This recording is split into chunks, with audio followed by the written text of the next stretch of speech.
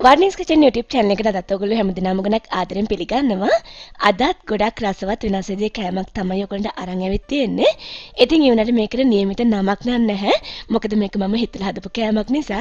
ඉතින් මේකට මම පැණිපොල් පාවිච්චි කරන නිසා පැණිපොල් බට්ටු කියලා නමක් දැම්මා. ඉතින් ඇත්තට මේ ගොඩක් රසවත් වෙනස් විදිහේ රසක් තමයි තියෙන්නේ. පවුලේ පුංචි බබලා නම් ගොඩක් ආස වෙයි. ඉතින් අපි බලමු ගොඩක් පහසුවෙන් රසට අඩු කාලයකින් පැණිපොල් බට්ටු හදන්නේ කොහොමද කියලා. මේකේ ඩෝ එක හදන්න මම පාන් පිටි ග්‍රෑම් 200ක් අරගෙන තියෙනවා. ඒ වගේම වතුර මිලිලීටර් 100ක් වගේ අවශ්‍ය වෙනවා. ඊට අමතරව දී කරගත බටර්, මාගනන්, එහෙම නැත්නම් පොල් තෙල් මේ සඳ දෙකක් අවශ්‍ය වෙනවා. ලුණු තේ හැඳි 3 කාලක් අවශ්‍ය වෙනවා. ඒ වගේම පැණිපොල් එක හදාගන්න අපිට පොල් කෝප්ප එකක් වගේ අවශ්‍ය වෙනවා. සාමාන්‍යයෙන් ලොකු පොල් ගෙඩි භාගයකින් පංගුවක් වගේ ප්‍රමාණයක්. ඊට අමතරව සීනි ග්‍රෑම් 150ක් අවශ්‍ය වෙනවා. වතුර කෝප්ප කාලයකට වඩා චුට්ටක් අඩුවෙන් අවශ්‍ය වෙනවා. මෙතන බැදලා පුංචි කෑලි වලට කපාගත්ත රටකජු ටිකක් අරගෙන තියෙනවා. ඊට අමතරව එන සාල් ටිකක් කුඩු කරගෙන අරන් තියෙනවා. ඊට අමතරව මම පාන් පිටි මේ සැඳි එකමාරක් වගේ පාවිච්චි කරනවා. මම මුලින්ම යන්නේ පැණිපොල් එක හදාගන්න. ඒකට මම මේ වගේ පොට් එකක් ලිපෙන් තියලා සීනි ග්‍රෑම් 150න් 75ක් වගේ දාගන්නවා. සීනි ටික දිය වෙන පටන් ගන්න කලින් මේ විදිහට හොඳින් හැඳි ගන්න. එහෙම නැත්නම් සීනි ටික පිච්චෙන්න පුළුවන් එකතන තියෙද්දි. දැන් ඔයාලට පේනද සීනි එක දිය වීගෙන එනවා කියලා. මෙන්න මේ වෙලාවේදී අපි භාජනයේ මේ අද සොලවමින් සීනි ඔක්කොම හොඳින් දිය වෙන්නේ ඉඳ හරින්න ඕනේ. සීනි ටික මේ විදිහට හොඳින් දිය වුණාට පස්සේ මේ විදිහට හොඳින් හැඳි ගන්න.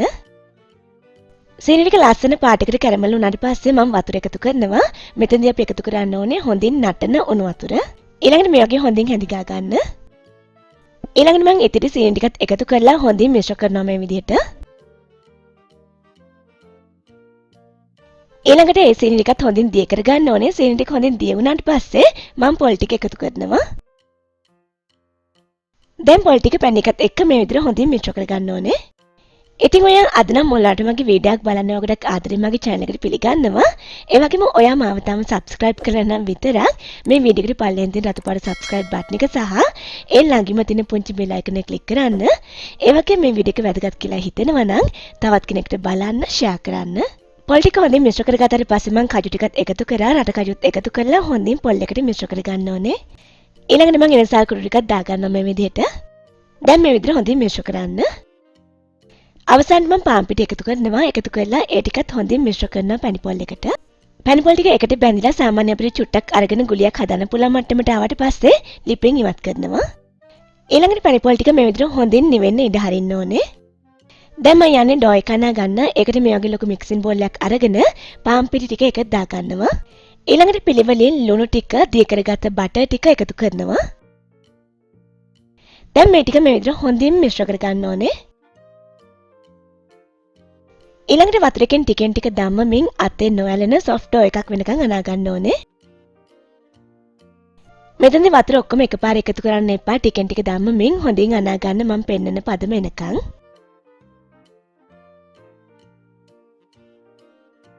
ඩෝ එක මේ වගේ අතේ ඇලෙන්නේ නැති ඒ වගේම සාමාන්‍ය soft ගතියක් තියෙන ඩෝ එකක් උනාට පස්සේ වතුර එකතු කරන්නේ මේ වගේ බෝලයක් කරලා මේක පැත්තකින් තියන්න ඕනේ. ඊළඟට මම ඩෝ එක මේ විදිහට උඩින් වහලා විනාඩි 10ක් වගේ රෙස්ට් වෙන්න පැත්තකින් තියෙනවා.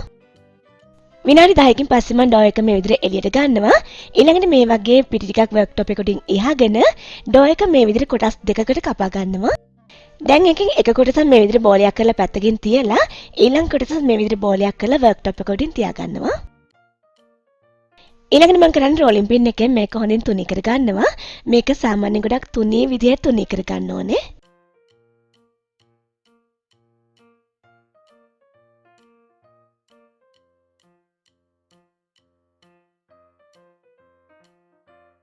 ඩෝ එක මේ වගේ ගොඩක් තුනී කරගත්තට පස්සේ මම මේ වගේ ලිඩ් එකක් අරගෙන ඒක රවුමට කපා ගන්නවා.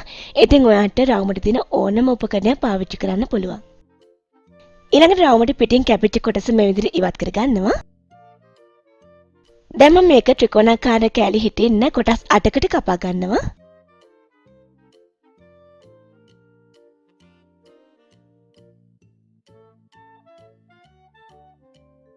ඊළඟට එකේ කොටස උඩින් මේ විදිහට හදාගත්ත පැණිපොල් එක තියාගන්නවා.